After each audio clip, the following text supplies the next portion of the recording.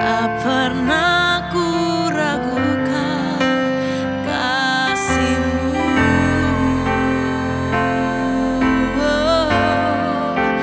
Bersama-Mu Bapa, ku lewati semua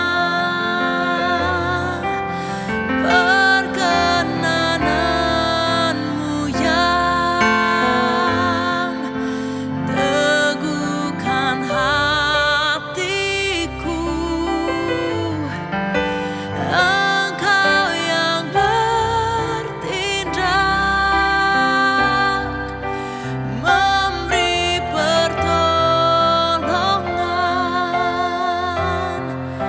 Anugerah-Mu besar berlimpah bagiku.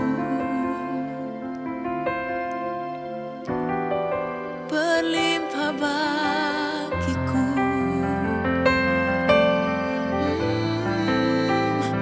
Anugerah-Mu Bapa sungguh besar.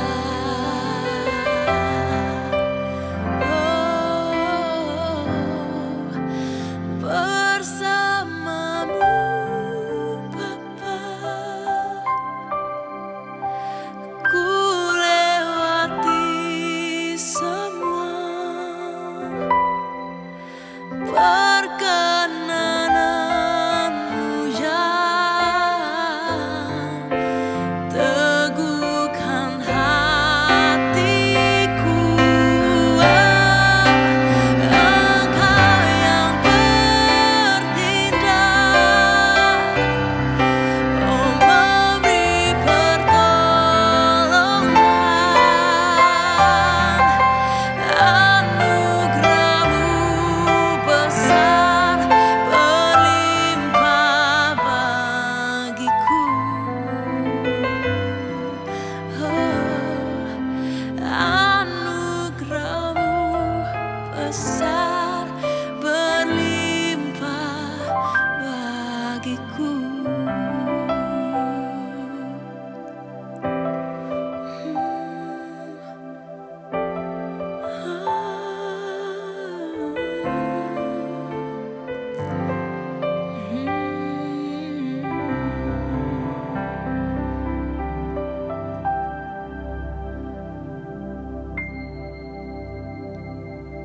Semuanya, hai semuanya sahabat dan penikmat roti manis. Saya berharap saya nggak salah menyebutnya gitu. But then again, I really excited to be here.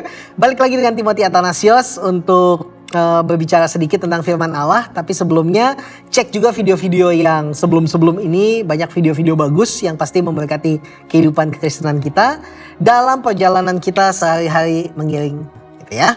Nah, hari ini saya punya satu tema yang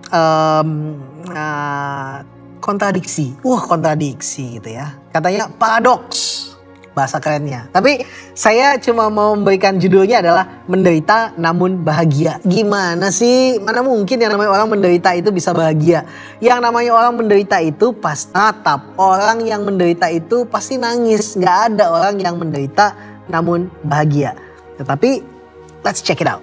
Dalam 1 Petrus 3 ayat 14 dikatakan seperti ini. Tetapi sekalipun kamu harus menderita juga karena kebenaran, kamu akan berbahagia. Oh, wow. Perlahan-lahan kita baca lagi ya. Tetapi sekalipun kamu harus menderita juga karena kebenaran, kamu akan berbahagia. Sebab itu janganlah kamu takuti apa yang mereka takuti dan janganlah gentar. Jangan takut pada apa yang mereka takuti dan jangan gentar. Membaca surat Petrus ini membuat kita menemukan nuansa kurang menyenangkan jika diukur dari kacamata kekristenan abad 21 ya. Seolah-olah bahwa surat Petrus mengatakan bahwa jemaat Tuhan, kamu hidup menderita and it's your part. Sedangkan kalau kita lihat gereja di abad 21 kayaknya jauh banget dari kehidupan gereja mula-mula yang kayaknya penuh dengan struggle, penuh dengan kehidupan iman. Kita kayaknya kehidupan kita udah nyaman banget hari ini. Bahkan seorang pengkhotbah namanya Ronald Ravenhill, dia bilang begini, gereja mula-mula itu menikah dengan kemiskinan, penjara, dan aniaya. Sedangkan hari ini gereja menikah dengan kemakmuran, pencitraan, dan popularitas. Gereja menjadi gereja tanpa salib. Gereja menjadi gereja tanpa aniaya. Well, ketika gereja tanpa aniaya, it's actually bad for the church loh. The church itu hanya bisa berkembang dengan baik kalau dia itu berada dalam situasi yang gak enak. You don't believe me? Just watch. Bahwa gereja berkembang paling baik ketika dia berada dalam situasi yang paling gak menyenangkan.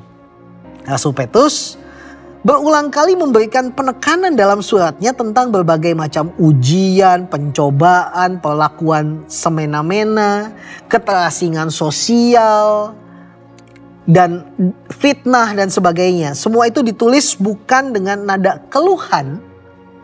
Kalau kita difitnah gitu ya, kita playing victim, diperlakukan semena-mena, kita tuh ngeluh gitu. Aduh Tuhan, kok begini banget ya hidup ya gitu. Tapi dalam suratnya Rasul Petrus ini, penulis surat Rasul Petrus ini, nadanya tuh bukan nada keluhan, melainkan diterima sebagai sesuatu yang wajar. Well, ya kalau diperlakukan seperti itu ya udah wajar-wajar aja, gitu kan. Mengingat statusnya sebagai pendatang yang sekedar numpang lewat di bumi ini. Yes, we are a stranger in a strange land. Kita adalah orang asing di tanah yang asing. Petrus tidak menyangkali kenyataan tersebut dengan menjanjikan kehidupan Kristen yang indah, yang muluk, melainkan memberikan nasihat untuk menderita, namun bahagia. Yes, we are strangers. You are a stranger, I'm a stranger. We are strangers in a strange land. Kita adalah orang asing di bumi yang asing ini. Kalau gitu, apa yang bisa kita tarik maknanya? Nah, dengar gini. Bagi kebanyakan orang, sampah adalah masalah. Namun bagi petugas kebersihan, sampah adalah sumber rezeki. Nggak ada sampah, nggak ada petugas kebersihan.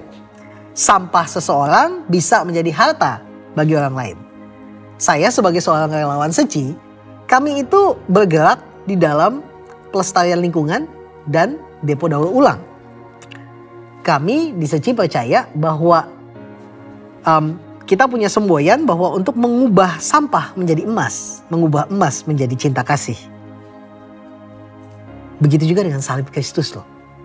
Begitu juga dengan salib Kristus loh. Salib Kristus bagi banyak orang adalah kebodohan. Sekali lagi, salib Kristus adalah kebodohan. Namun bagi kita, salib adalah kasih Allah yang menyelamatkan. Jadi bagaimana mungkin kita tidak menderita namun bahagia? Kristus mati di atas kayu salib agar kita bisa hidup yang baik. Agar kita ditebus dari dosa, kita memiliki kesempatan untuk hidup yang baik. God's generosity is actually an opportunity for us to live a good life. Kalau Kristus tidak generous dalam hidup kita, kita tidak punya opportunity untuk hidup. We don't stand a chance.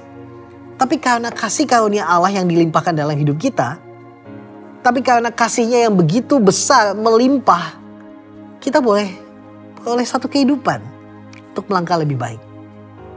Jadi kalau Kristus itu menderita, sehingga kita boleh beroleh kehidupan, kenapa kita tidak bisa bersuka cita ketika kita menderita?